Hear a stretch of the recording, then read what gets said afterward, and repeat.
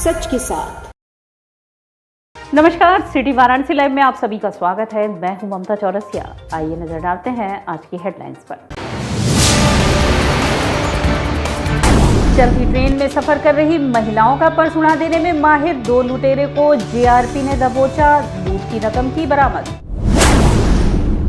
हरिश्चंद्र स्नातकोत्तर महाविद्यालय से निकली सड़क सुरक्षा जागरूकता कार्यक्रम के तहत छात्रों की रैली।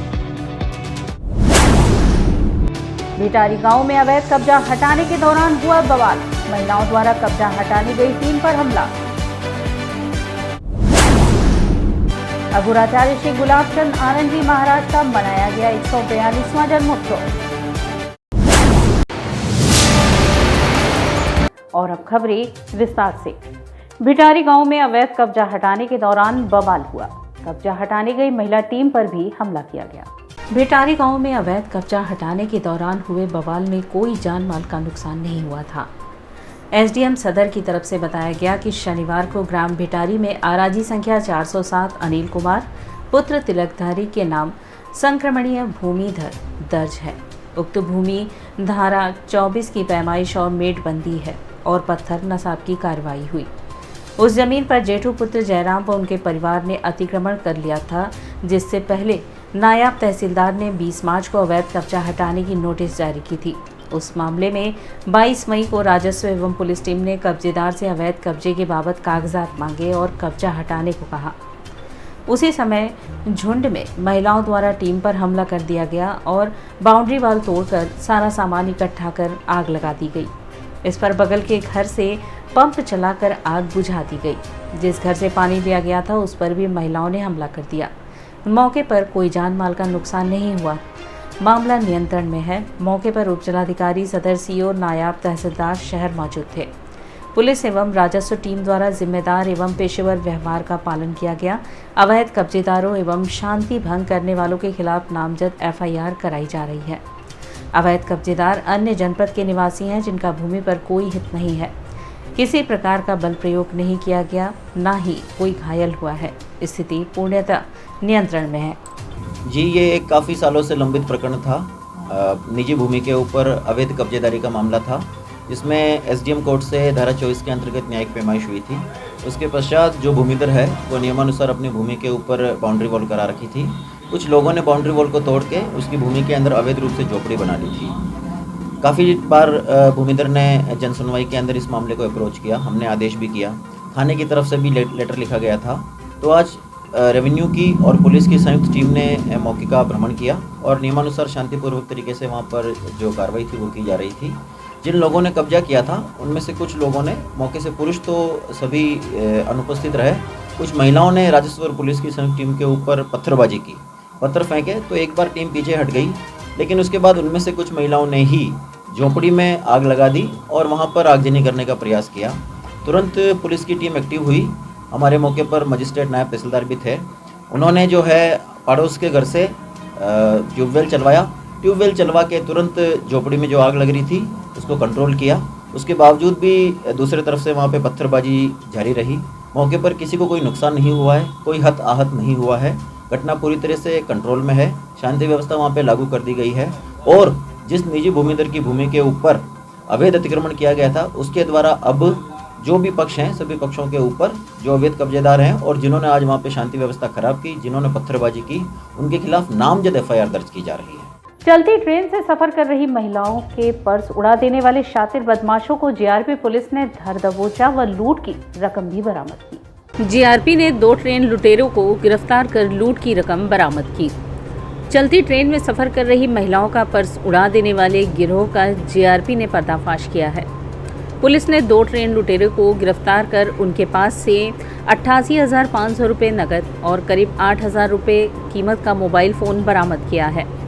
पकड़ा गया लुटेरा राज आदमपुर और जावेद लाड भैरव इलाके का रहने वाला है। ये दोनों लुटेरे बहुत शातिर हैं और ट्रेन में महिलाओं को अपना निशाना बनाते थे। अपने सामान के प्रति बेपरवाह महिलाओं को ये लुटेरे अपना निशाना बनाते थे। सर्विलांस टीम की मदद से अपने उच्चाधिकारियों के मार्गदर्शन में 2 अभियुक्तों की गिरफ्तारी की गई, जिनसे लगभग 1 लाख की बरामदगी की गई है और चोरी गए मोबाइल भी बरामद हुए हैं इनके पास से नशीला पाउडर भी बरामद हुआ है। ये सब शातिर अपराधी हैं। एक का नाम है जावेद, एक का नाम है राज उर्फ पेलू। सड़क सुरक्षा जागरूकता कार्यक्रम के तहत छात्रों ने हरिश्चंद्र स्नातकोत्तर महाविद्यालय से रैली निकाली, जिसमें एनसीसी, एनएसएस, रोवर्स, रेंजर्स के छात्र शामिल हुए। रविवार को राज्य सरकार द्वारा मनाए जा रहे सड़क सुरक्षा जागरूकता कार्यक्रम में हरिश्चंद्र स्नातकोत्तर महाविद्यालय, एनसीसी, एनएसएस, रोवर्स, रेंजर्स के छात्र छात्राओं ने सड़क सुरक्षा जागरूकता रैली निकाली। इस रैली को रवाना करते हुए प्राचार्य प्रोफेसर रजनीश कुंवर ने छात्र छात्राओं को सड़क सुरक्षा के बारे में जानकारी प्रदान की।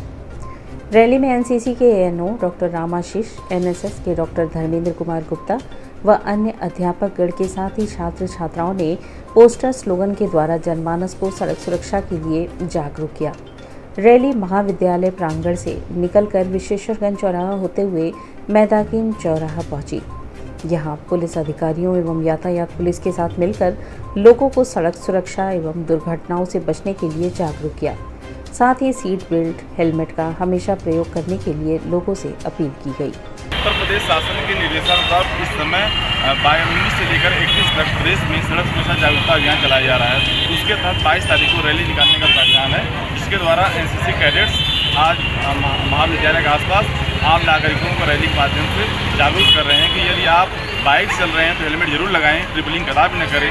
देर भले हो जाए लेकिन सुरक्षा सबसे महत्वपूर्ण है। इसीलिए हमारे कैडेट्स आज चौराहों पर जो भी राहगीर मिल रहे हैं उनसे चर्चा कर रहे हैं, समझा रहे हैं कि नहीं कुछ न कुछ आपके अंदर जागरूकता का भाव उत्पन्न होना चाहिए। 21 जून योग दिवस के काउंटडाउन प्रोग्राम के तहत नमो घाट स्थित गोवर्धन धाम मंदिर परिसर में 3 दिवसीय योग विज्ञान शिविर का आयोजन हुआ। अंतर्राष्ट्रीय योग दिवस 21 जून के काउंटडाउन प्रोग्राम के तहत नमो घाट राजघाट पर स्थित गोवर्धन धाम मंदिर परिसर में पतंजलि योग समिति एवं गोवर्धन पूजा समिति के संयुक्त तत्वाधान में 3 दिवसीय योग विज्ञान शिविर का समापन रविवार को किया गया। उक्त आयोजन के मुख्य अतिथि बाल संरक्षण आयोग के सदस्य इंजीनियर अशोक यादव तथा विशिष्ट अतिथि भाजपा मीडिया प्रभारी किशोर कुमार सेठ थे। उक्त अवसर पर प्रधानमंत्री नरेंद्र मोदी के ड्रीम प्रोजेक्ट नमो घाट पर सूर्य नमस्कार का भी आयोजन किया गया। पतंजलि योग समिति के राज्य प्रभारी संदेश योगी के कुशल संयोजन एवं स्थानीय योग शिक्षक अभय कुमार यादव की देखरेख में संपन्न आयोजन का संचालन गोवर्धन पूजा समिति के महामंत्री पारस यादव पप्पू ने किया। उक्त अवसर पर अध्यक्ष अशोक यादव, उपाध्यक्ष दिनेश यादव पप्पू, गोल्ड मेडलिस्ट मधु कुशवाहा, बीना गुप्ता, नगीना बहन, विनोद यादव, योग शिक्षक विनोद गुप्ता, राकेश यादव, राजेश सेठ, राम प्रकाश जायसवाल आदि मौजूद रहे। अघोराचार्य श्री 108 गुलाबचंद आनंद जी महाराज का 142वां जन्मोत्सव सेनपुरा चेतगंज क्षेत्र में मनाया गया, जिसमें भंडारे व भजन का भी आयोजन हुआ। सेनपुरा में जय नारायण सत्संग मंडली ट्रस्ट में अघोराचार्य गुलाबचंद आनंद जी महाराज की 142वीं जयंती रविवार को मनाई गई। इस अवसर पर एक भजन कीर्तन कार्यक्रम का आयोजन हुआ। कार्यक्रम में सुदीप श्रीवास्तव ने जय नारायण भजन प्रस्तुत किया। अनंग गुप्ता ने भजो श्री राम कीना को शरण जिनके आए हो ने भजन गाकर भाव विभोर कर दिया। अन्य गायकों में सरिता आर्य, ज्योति यादव, आराधना विश्वकर्मा, प्रिया कुमारी, आशीष गौतम, अंजू सक्सेना, ज्योति सक्सेना ने श्रोताओं को अपने भजन से प्रभावित किया। यह कार्यक्रम अघोर पीठ अघोर मोक्ष के द्वार पर आयोजित किया गया था। यहाँ स्थान जो है 1880 से शुरू हुआ है, जहाँ पे बाबा गुलाबचंद आनंद जी महाराज ये शिष्य थे। ग्रीमकुंड बैरनी में बाबा छठवें महंत जो थे बाबा जनानंद जी महाराज उनके शिष्य थे। और महाराज जी ने उनको 3 चीज़ बोला था गुरु दक्षिणा के रूप में कि आप इस स्थान की महंती करें ग्रीमकुंड की। दूसरा उन्होंने बोला था कि आप जयराम बाबा का प्रचार प्रसार करें।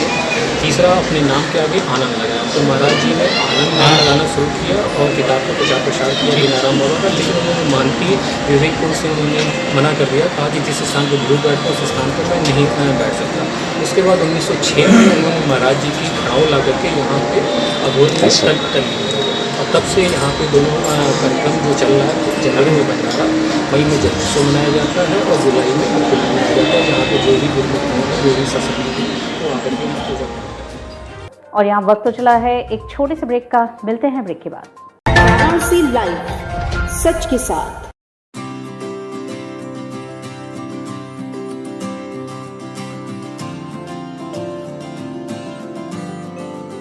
We know how to shine, we know how to rise. We are nurtured with the best, having fun and some rest. We are learning today, we will lead tomorrow.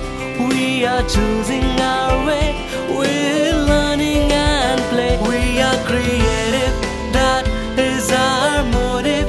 We are RS World School. We are creative, that is our motive.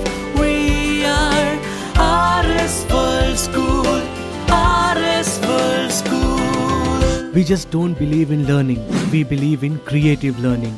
We are RS World School. Learn today, lead tomorrow.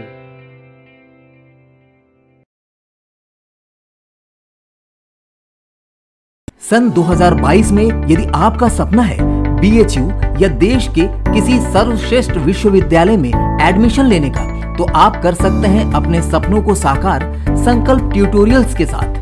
संकल्प tutorials के 21 वर्षों के अनुभव, बेहतरीन training process, study materials और test series के जरिए आप CUET के नए पैटर्न पर BHU की BSc, BCom, BA, B.Ed, LLB, BA LLB और BVoc की प्रवेश परीक्षा को आसानी से कर सकते हैं क्रैक।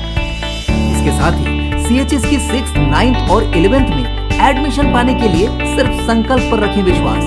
BHU BCom में फर्स्ट रैंक लाना है तो आप भी मेरी तरह ज्वाइन करें संकल्प ट्यूटोरियल्स। संकल्प के टीचर्स बहुत ही अच्छे हैं। मेरे और मेरे सैकड़ों साथियों का BHU से BSc करने का सपना संकल्प ने पूरा किया। संकल्प के नोट्स और क्वेश्चन बैंक्स बहुत ही अच्छे हैं। मेरी तरह आप भी BHU B.Ed में फर्स्ट रैंक ला सकते हैं। CUET के नए पैटर्न पर BHU की प्रवेश परीक्षाओं की तैयारी के लिए संकल्प ट्यूटोरियल्स ने अपने study material, question bank, problem seat और अपने अध्यापन शैली को पूरी तरह से अपडेट किया है ताकि हमारे विद्यार्थी हर वर्ष की तुलना में इस वर्ष और शानदार परिणाम दे सकें। वाराणसी के किसी भी ब्रांच से या ऑनलाइन प्लेटफॉर्म पर अभी संपर्क करें, क्योंकि संकल्प जिसका नहीं है कोई विकल्प। कोरोना वायरस ने देश में एक बार फिर से रफ्तार पकड़ ली है। ऐसे में जरूरी है कि सभी लोग पूरी एहतियात बरतें। घर से बाहर निकलते समय मास्क का सदैव प्रयोग करें। समय समय पर हाथों को सैनिटाइजर से सैनिटाइज करें। ज्यादा भीड़ भाड़ वाली जगहों में जाने से बचें। 2 गज की दूरी का पालन करें। स्वस्थ रहें, सुरक्षित रहें। जनहित में जारी वाराणसी लाइव। वाराणसी लाइव, सच के साथ। और ब्रेक के बाद पुनः आपका स्वागत है। महिला विकास मंच का शपथ ग्रहण समारोह संपन्न हुआ। महिला विकास मंच के वाराणसी शाखा के अध्यक्ष रीता गुप्ता को बनाया गया। महिला विकास मंच के शपथ ग्रहण समारोह में वाराणसी शाखा के नए पदाधिकारियों को शपथ ग्रहण कराया गया, जिसमें महिला विकास मंच के वाराणसी शाखा के अध्यक्ष रीता गुप्ता को चुना गया। रीता गुप्ता को महिला विकास मंच की राष्ट्रीय अध्यक्ष अरुणिमा एवं प्रदेश अध्यक्ष नीतू जायसवाल ने कॉलर पिन पहनाकर उनको अध्यक्ष पद की शपथ दिलाई। साथ ही उपाध्यक्ष पद पर अनामिका, सचिव रेखा दत्ता, कोषाध्यक्ष संगीता गुप्ता, संयोजक अनिकेत अग्रहरी एवं प्रवक्ता राजवीर सहित सभी पदाधिकारियों को भी कॉलर पिन पहनाकर शपथ ग्रहण कराया गया। समारोह का उद्घाटन महिला विकास मंच की राष्ट्रीय संरक्षक बीना मानवी एवं मुख्य अतिथि स्वच्छता सांसद के अध्यक्ष मनोज गुप्ता ने संयुक्त रूप से दीप प्रज्वलित करके किया। शपथ ग्रहण समारोह के मुख्य अतिथि स्वच्छता संसद के अध्यक्ष मनोज गुप्ता थे। नवनिर्वाचित महिला विकास मंच की नवनिर्वाचित अध्यक्ष रीता गुप्ता ने शपथ ग्रहण करने के बाद अपने उद्बोधन में कहा कि मुझे और मेरी टीम को समाज हित में कार्य करने की जो जिम्मेदारी दी गई है, उसके लिए मैं लगातार प्रयासरत रहूंगी और कोशिश करूंगी कि वाराणसी शाखा अपने जिम्मेदारियों को बखूबी निभाते हुए महिला हित में कार्य करे। समारोह में महिला विकास मंच में प्रदेश एवं जिला स्तर पर उत्कृष्ट सेवा कार्य करने वाला 21 पदाधिकारियों को सम्मान पत्र भेंट कर उन्हें सम्मानित किया गया। कार्यक्रम की अध्यक्षता प्रदेश अध्यक्ष नीतू जायसवाल ने किया। धन्यवाद ज्ञापन रीता गुप्ता ने किया। शपथ ग्रहण समारोह में वाराणसी सहित अन्य जिलों एवं प्रदेशों के पदाधिकारी कर शामिल हुए। जितनी भी महिलाएं हैं जो उत्पीड़ित होती हैं, हम उनके लिए कुछ नया कर सके, उनको न्याय दिला सके, उनके परिवार में जो सम्मान उनको मिलना चाहिए वो सम्मान उनको मिल सके, इसके लिए मैं अग्रसर हूँ। और महिलाओं के साथ साथ मैंने देखा है कि पुरुष भी प्रताड़ित होते हैं। उसके लिए हम एक कदम पुरुषों के लिए भी आगे बढ़ूंगी कि ताकि उनको भी न्याय मिल सके। हेमा शक्ति फाउंडेशन द्वारा 13 दिवसीय समर कैंप संपन्न हुआ। समर कैंप में बच्चों ने डांस, मेहंदी, मेकअप व ब्यूटिशियन का प्रशिक्षण दिया। हेमा शक्ति फाउंडेशन द्वारा आयोजित 13 दिवसीय समर कैंप का रविवार को समापन हुआ, जिसमें 13 दिनों तक चलने वाले इस समर कैंप में बच्चों को dance, mehndi, makeup, coaching, beautician आदि का कोर्स फ्री में कराया गया। समर कैंप में बच्चों ने भी काफ़ी बढ़ चढ़ कर हिस्सा लिया। रविवार को समापन समारोह में बच्चों ने सांस्कृतिक कार्यक्रम प्रस्तुत कर सभी का मन मोह लिया। समर कैंप में सिलाई है, ब्यूटिशियन है, मेहंदी है, मेकअप है, डांस है, सिंगिंग है। यहाँ आने के बाद पहले तो पेरेंट्स छोड़ नहीं रहे थे। पेरेंट्स आए, हमसे मिले, बातें की, उनको हमसे मिलके अच्छा लगा और अभी पेरेंट्स मेरे भरोसे पे अपने बच्चों को छोड़ रहे हैं। आज़ादी के अमृत महोत्सव पर देश के 225 स्थानों पर मोटरसाइकिल यात्रा का आयोजन हुआ। आज़ादी के अमृत महोत्सव के मौके पर रविवार को देश के 225 स्थानों पर मोटरसाइकिल यात्रा कार्यक्रम का आयोजन किया गया। वाराणसी में यह कार्यक्रम क्रीड़ा भारती काशी प्रांत ने आयोजित किया। प्रातः लगभग 9 बजे सर्किट हाउस से यह यात्रा शुरू हुई, जो शहर के अलग अलग रास्तों से गुजरी। इसके पहले भारत माता पूजन, राष्ट्रगान, वंदे मातरम, राष्ट्र वंदना सहित कई कार्यक्रम हुए। यह कार्यक्रम राष्ट्र प्रदक्षिणा सहित वंदना के तहत आयोजित किया गया था। कार्यक्रम में खिलाड़ी, युवा कोच व अन्य लोगों ने भाग लिया।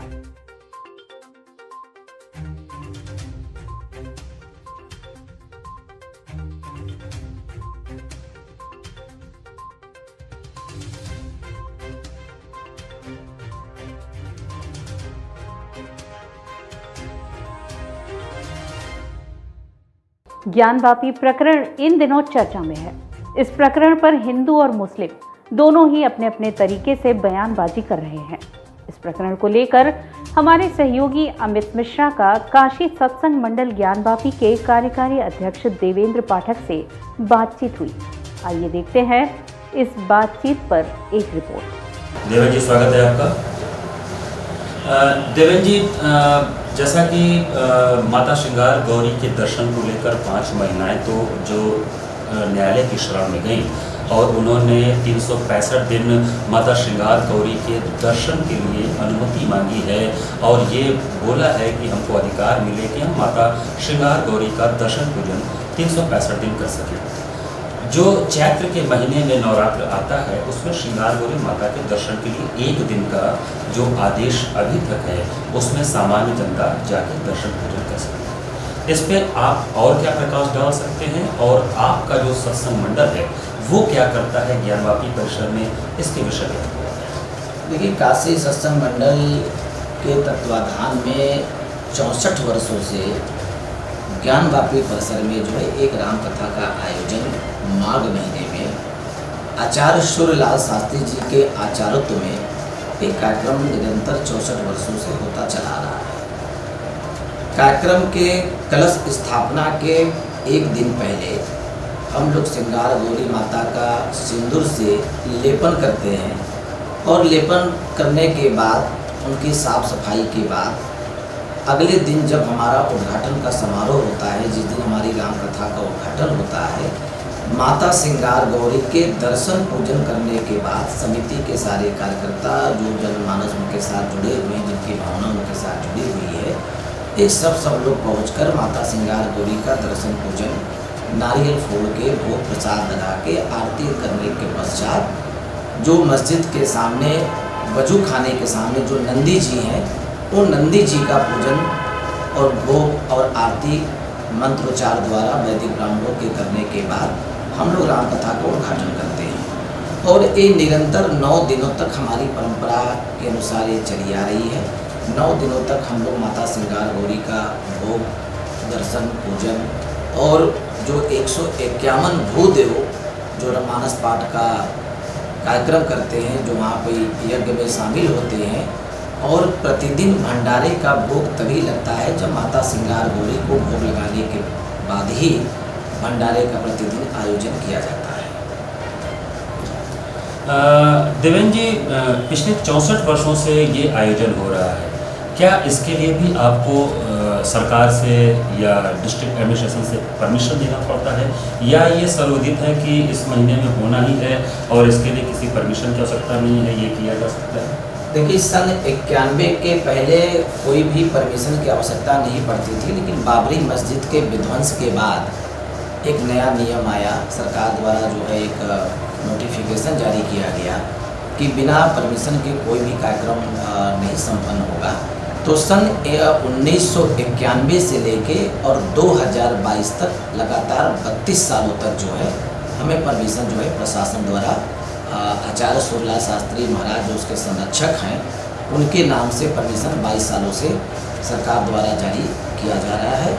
और समारोह के अंतिम दिन, जिस दिन हमारा राम राजाभिषेक होता है, ये पहला कार्यक्रम है कि राम राजाभिषेक के सायंकालीन हम लोग श्रृंगार गौरी से लेके नंदी तक भगवान राम के अयोध्या पधारने पर और राम राजाभिषेक के उपलक्ष्य में हम लोग सब लोग दीपदान करते हैं, जिसमें हमारे संगठन के कार्यकर्ता के साथ जो आम जनता है वो आम जनता भी वहाँ पे दीपदान करने के लिए भारी संख्या में उपस्थित होती है। अब हम लोगों की मांग यह है कि माता श्रृंगार गौरी का दर्शन पूजन 365 दिनों के लिए शुरू किया जाए। जो इस परंपरा को पिछली सरकारों ने बंद कर दिया था, एक परंपरा को पुनः जो है बहाल किया जाए कि वहाँ पे एक पुजारी की नियुक्ति हो, दोनों टाइम उनका जो है भोग लगे, उनकी आरती हो, माता रानी का साफ सफाई हो और वहाँ पे एक जो है मंदिर का निर्माण हो, जिससे कि क्योंकि काशी पुराण के अनुसार माता श्रृंगार गौरी 9 दुर्गा में उनका चौथा स्थान है। तो पहले पुराणों के कथन अनुसार वहाँ पे माता गौरी, माता पार्वती जो है उनका एक श्रृंगार कक्ष था, जिसको औरंगजेब के तानाशाही ने और उनके आक्रमण ने उस मंदिर को विध्वंस कर दिया, जिसके आज कुछ अवशेष जो है वहाँ पे बचे हुए हैं।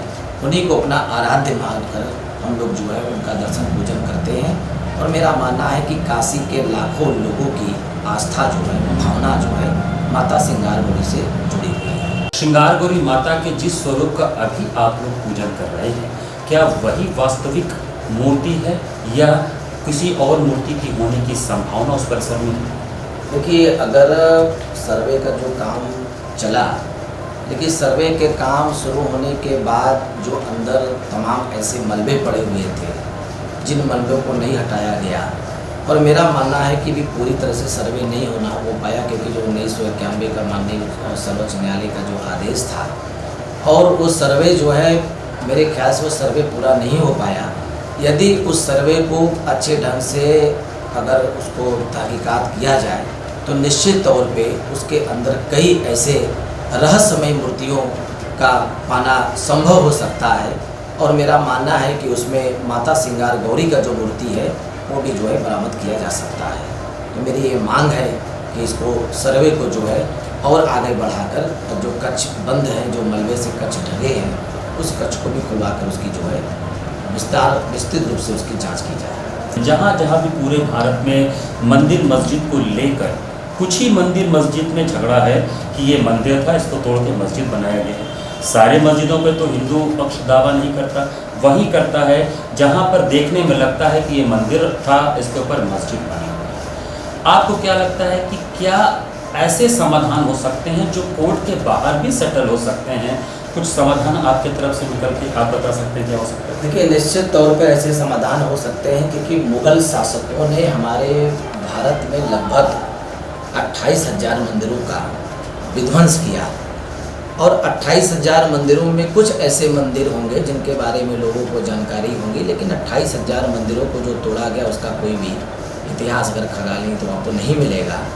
तो मैं चाहता हूँ कि इस देश के मुसलमान कुरान के नियमानुसार, जैसा आपने बोला कि जिस मस्जिद में अगर के मंदिर के चिन्ह मिल जाए, उसके प्रमाण मिल जाए, तो वहाँ पर नमाज पढ़ना जो है उसको नापाक माना जाता है। वहाँ का नमाज जो है अल्लाह उस नमाज को कबूल नहीं करते। तो मैं चाहता हूँ कि इस झगड़े को छोड़कर और आपसी सहमति से कि अगर हिंदू पक्ष का दावा अगर मजबूत होता है तो वो संपत्ति जो है, मालिकाना हक जो है, हिंदू पक्ष को सौंप दिया जाना चाहिए। इतिहास के इस पन्ने को मुस्लिम भाइयों को पढ़ना चाहिए मुस्लिम भाइयों को ये स्वीकार करना चाहिए। और आपने बहुत अच्छी बात की कि अगर हिंदू और मुसलमान एक साथ बैठकर दोनों पक्ष अगर सुलह कर ले, एक पक्ष स्वीकार करे कि भाई औरंगजेब ने इन मंदिरों को मंदिरों को तोड़ा था, इन मंदिरों को हिंदुओं को वापस किया जाए। और अगर मस्जिद संभव नहीं है तो आसपास में एक ज़मीन का पैमाइश करके और अपने अपने मालिकाना हक पर कब्जा करके अगर अपने अपने इबादत करें तो ये बहुत अच्छी बात हो सकती है। और मैं इन्हीं बातों के साथ जो है अपनी 2 लाइन की कविता से मैं भावना व्यक्त करना चाहता हूँ कि मस्जिद में मुल्ला को राम दिखाई दे, अब मंदिर में पंडित को रहमान दिखाई दे, और हिंदुस्तान होगा जन्नत कब जब इंसान में इंसान को इंसान दिखाई दे। बहुत बहुत धन्यवाद देवेंद्र जी, आपने जो ये बात कही इस बात से हिंदुस्तान झलकता है। हिंदुस्तान अगर देखा जाए तो वो सनातनियों का भी है, इस्लाम मानने वालों का भी है, सिख धर्म का भी है, ईसाई धर्म का भी है, या यूँ कहें पूरे विश्व में जितने भी धर्म पाए जाते हैं उनमें से अधिकतर धर्म के लोग हमारे देश भारत में पाए जाते हैं। यहाँ पर हमने देवेंद्र जी से बात किया, माता श्रृंगार गौरी के विषय में बात किया और उनके वर्ष पर्यंत दर्शन हेतु भी मांग देवेंद्र जी ने की और यही मांग न्यायालय में चल रहा है। मैं अपने इस कार्यक्रम को समाप्त करने से पहले एक ही बात कहना चाहूँगा कि अगर इन सारी ही राजनीतिक पार्टियों और नेताओं से मंदिर मस्जिद का मुद्दा छीनना है तो एक काम दोनों पक्ष कर ले। मंदिर की सुरक्षा मुस्लिम करें और मस्जिद की सुरक्षा हिंदू करें, और सरकार सारे मंदिर मस्जिद से अपना अगर अधिकार हटा ले तो आप देखें बड़े शांति से और बड़े एकता से दोनों ही पक्ष एक दूसरे के धर्म स्थान की जब रक्षा स्वयं करने लगेंगे तो सही मायने में हमारे देश में ऐसा प्रजातंत्र होगा जो पूरे विश्व के लिए मिसाल होगा और हमारा देश भारत सही मायने में विश्व गुरु होगा। और इसी के साथ सिटी वाराणसी लाइव का यह प्रसारण यही समाप्त होता है। ममता चौरसिया को दे इजाजत। नमस्कार।